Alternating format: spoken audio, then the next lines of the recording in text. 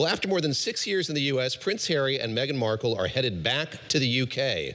According to sources, the family plans to live at a private, non-royal residence outside of London, but fear not, they are going to hang on to their manse in Mendocino, California, and a vacation property in Portugal. Sentences I would love to be able to say just once in my life. My vacation. Anyway, all right. Joining us now from London is Bloomberg News reporter Tiwa Adebayo. Tiwa, we were told you were the person to talk to about this story. So I guess my initial question is, why is this happening, and how did it seemingly take almost everyone by surprise? Well, I think the short answer to that really is that we don't know. It does seem incredibly odd, I would say, especially knowing what happened in 2020 when they stepped down from being working royals. It was dramatic. Tabloids in the UK were calling it Megxit.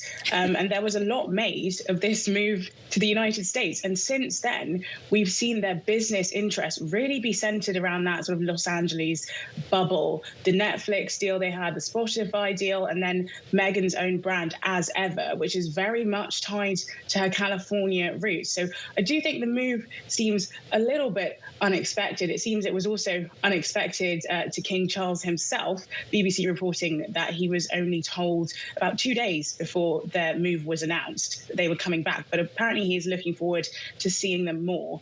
But it does seem unexpected, definitely a surprise to everyone involved. And it'll be interesting to see what they do from now. Many questions, including those about Meghan Markle's burgeoning jam and preserves business that she has, along with the Netflix deal. You know, the breadth of your knowledge does sometimes surprise me. Expansive. David Gura, I wouldn't have expected you to come up with the jam reference, but please continue. Tiwa, I'm curious, so we don't know the answer, but let's speculate a little bit here. We know that Prince Harry was back in the country, I think a few months ago. His father is ailing. Yeah. I think there is so much focus, certainly here in the States, on the quality or lack thereof of the relationship between him and his brother. What about his relationship with his father, and talk a bit about the diagnosis that he's received and how that might be affecting this as well? Well, yes, that's right. It's been about 2 years now since we heard of the King's diagnosis of cancer.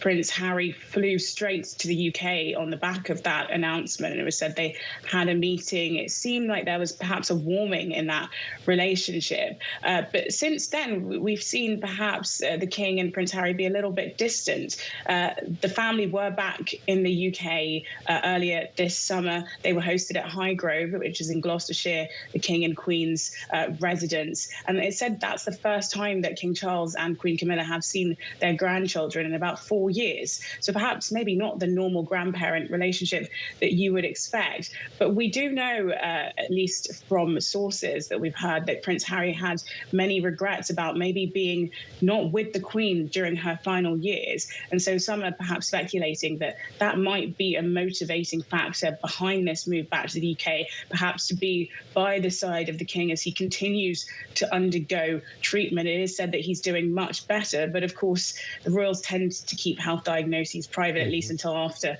the fact. So we don't exactly know the status of the King's health, but it is possible that could be a contributing factor to the decision. We should mention as well, Prince Archie and Princess Lilibet will be enrolling in school in the UK from September. It's perhaps maybe the case that Prince Harry has always wanted the British education that he had for his children. And I think that's a factor to the decision that we have to think about the family life, family living operations. But it's certainly, as I say, we don't know the exact reason, but there could be a number of contributing factors. School enrollment probably easier for them, shorter timetable than it would be for us here in the States, maybe. Exactly. Yeah.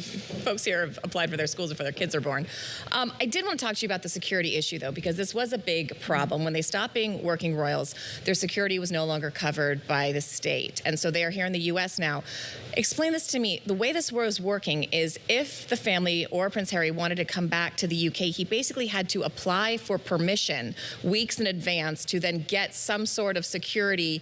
They'd offered to pay for it. The Met Police said, we're not a rental service. You can't, this was very complicated. He couldn't just pop in and visit his family. Do you think that factors in here? I mean, certainly. So there's a body in the UK called the Royal and VIP Executive Committee that's overseen by the Home Office, and they're responsible for security arrangements, not just for the royals, but other VIPs that visit the UK. So, for example, Taylor Swift, when she was here on the Eras tour, that's who decided the security arrangements for her.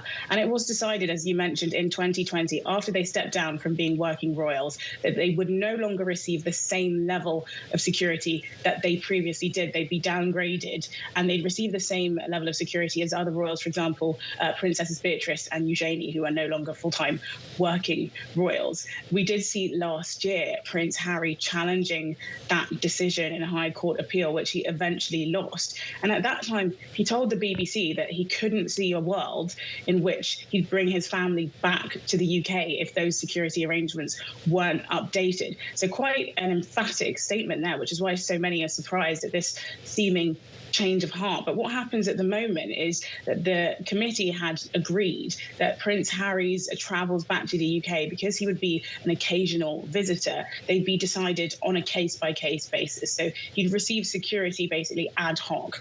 Now, that is something that will have to be upgraded if the family are living full-time in the UK, because it won't just be Harry. As we've seen, he hadn't really brought Meghan and the children to the UK with him until earlier this summer. It will be now the whole family living full-time outside of London in the UK, going to school, going about their daily life as a family. So that will be a real point of contention. But as you mentioned, this idea that the Met Police aren't for rental, that is really what's at the core of this. It's a bit of a different setup to the US, where if you want sort of armed security, you cannot rent it. It has to be given to you. So that's something that's up in the air and something they'll have to work out.